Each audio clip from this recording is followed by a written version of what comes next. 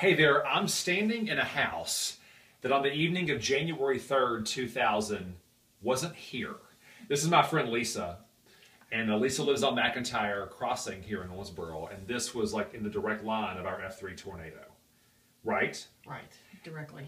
So when you come into Leisa's house today, the first thing that you'll see when you enter the front door on the right-hand side of the wall is this collage of photos that are a reminder of the tornado. Come on in. So we'll start at this one. So that's a picture of your house the next morning after the tornado. When I drove up, that's what I saw. That's what you saw. Mm-hmm. And then over here, you'll notice that her house has no roof. But if you go over to this side, you'll notice that there was a roof in Leisa's yard, except... It was not my roof. That's not your roof. No, that's not my roof. I don't know. We never did know whose it was. But it had a lot of boxes that said breakables.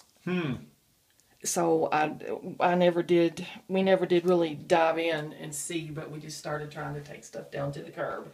If you come in and look at this picture is important for a couple of reasons. Number one, you see what Leisa's wearing, because on January 3rd, the day started out, we had highs near 80 that day. Yes.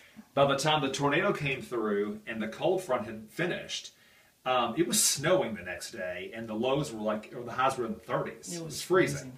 So Leisa was bundled up, but you were in that outfit for quite a while. I was in that outfit for at least a week. I didn't have anything else. Well, you didn't have any clothes. No, I had no clothes, no shoes. Everything was gone. I mean, everything was gone. Well, you can look at the picture right underneath it. You'll see the TV. Leisa's entertainment center is pretty much intact, because tornadoes do really weird things. But her entertainment center is intact, except the back's gone. The back blew off.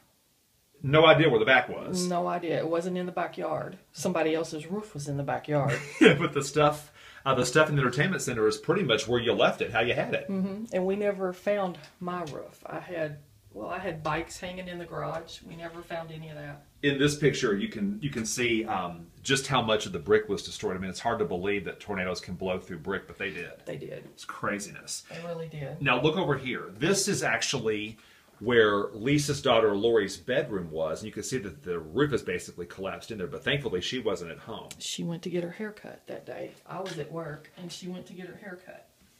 And there were two dogs in the house. Now this is really interesting. Come over here and pan here. This is a picture of Leisa's daughter Lori and a puppy. That puppy was found by whom? Yeah, the boy who delivered our newspaper. As soon as we were up here looking, I guess that night, he ran and brought me my dog and Lori's her graduation diploma. Oh. And then the other dog you all actually found in the debris, right? We found in the debris the next day. She wouldn't come out when we called for her. So I thought something had happened to her. I thought she was just in the rubble and we would have to bury her or put her to sleep. But she was under here. There was the brick fell over on the bed, and then the mattress was kind of folded in the corner, and she was under there. Dry as a bone, scared to death, but of course. She didn't want to come out. But we finally got her out, so we had got two dogs. Both our dogs survived the tornado. Well, and that's the thing too. I mean, it was an F-3 tornado, the National Weather Service later determined, and a lot of homes in this area looked just like this. I remember the morning afterwards, I was broadcasting live. It was inside a house that had been completely blown off its foundation.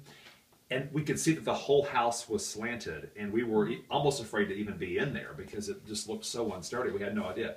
But out in the front of that house, there was one of those gazing balls that people put out in their front lawn, and it was sitting on top of the pedestal. Those things weighed like a pound, and it didn't move.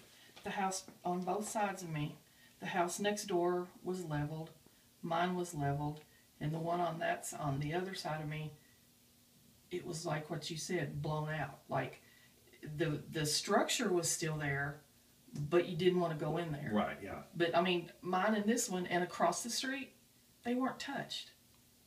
They weren't touched. But as you can see, Leisa's house was definitely touched. Show the rest of those photos there. It's so hard to believe this was 17 years ago. sometimes it seems like yesterday, and then sometimes it seems like it didn't happen to me. Right, exactly. Well, because you've rebuilt. Like it didn't happen to me. Yeah. Luckily for Leisa and her friends, her house is much more orderly today. Well, thanks for sharing the photos with us. Little. Yeah, a little more. A little more. We won't tell them all your secrets, Leisa. Okay, please don't.